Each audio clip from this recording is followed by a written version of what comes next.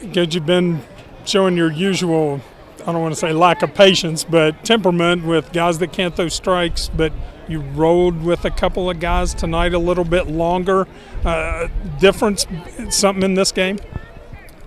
We just got to find out who can perform in an atmosphere like this against a team that, geez, they compete so hard against us. I don't know how they play in their other 54 games, but when they play us, man, it's always a dogfight. So, I told the guys before the game, the guys that aren't from the state of West Virginia, that don't know what West Virginia Marshall's all about in this area, they had no idea what was getting ready to happen with this atmosphere tonight. So it was great that they saw that.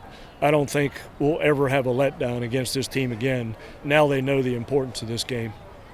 Stuck with a couple guys too, that have had ups and down starts. Grant Hussey's one, kind of struggled at the start of the year.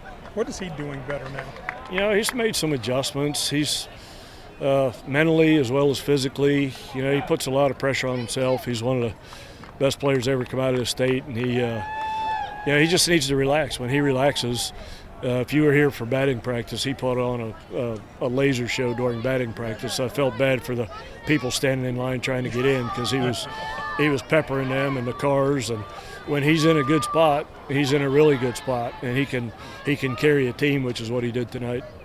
Caleb obviously gave you some great power tonight too, and when he's in JUCO, he put up unbelievable numbers, and now it's JUCO. So when you first bring him here on this 1 year, what are you getting more than that you had expected from him? It takes junior college guys a little while to make a transition because it's such a big jump. There's not a guy that he'll face at this level that isn't a best guy on his junior college team. So it's just the consistency of seeing pitches and seeing good pitches, and he's starting to come on pretty strong right now just because he's seen 400 pitches this year. So he's in a really good spot right now, and same thing, he's carrying us offensively. Yeah, I was going to say, the other night obviously hits for the cycle and then 2 home runs tonight. Is this just him finding a groove? That's him. He's in a really good spot. He's confident. He's seeing all pitches. I think he hit one fastball out and one breaking ball out, and he's just hitting all pitches. He swings and misses a little bit, but you give that up a little bit when you're going to hit the ball a mile and a half. So the one ball I think he hits halfway to Flatwoods right now. So he's in a really good spot. We have a lot of guys in a really good spot. His best play might have been his throw from right field to get that. What a game changer. Yeah. He's really good defensively. He can really run. He's got power. He's just a really good player. His arm really plays in right field. Drew 7 walks in the game. I believe 5 of those were over the last 2 innings, especially those 3 to start off the top of the 8th. Was that being more selective in a close game or just taking what they gave you? I think that may have been a little bit of their pitcher in this big atmosphere. That guy's a strike thrower, and he all of a sudden didn't throw strikes. But it seemed like every guy that we walked ended up scoring too. So you just can't do that. You can't load the bases with nobody out against a pretty good offense and expect to get out of the inning. So, but thought maybe he was going to get out of it after the double play. But that's we have a pretty patient team. We draw a lot of walks, and when we do that, Tevin Tucker, what he's done ever since we moved JJ to the leadoff spot behind Tucker. Tucker's the most selfless player. He'll take walks, he'll bunt, he'll do whatever he's got to do to get JJ to the plate. You touched on it. I'm sorry, kind of along that, Coach. 10 of your 15 runs came with 2 outs tonight. Is that just a part of that patience, or just for sure?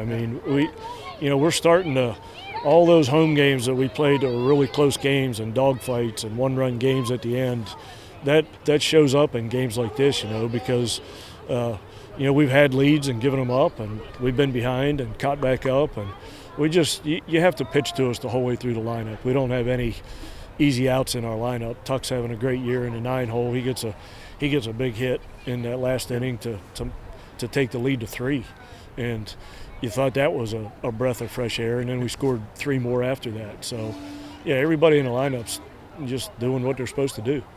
You touched on it early on in the beginning about just being here, but midweek game, mid-season kind of feels like a playoff postseason atmosphere. How important is it for your club to kind of experience what they did, being behind, as you just mentioned here, but just the atmosphere in the capital city? Yeah, I told the guys before the game, this is in atmospheres like this is when the good players play good.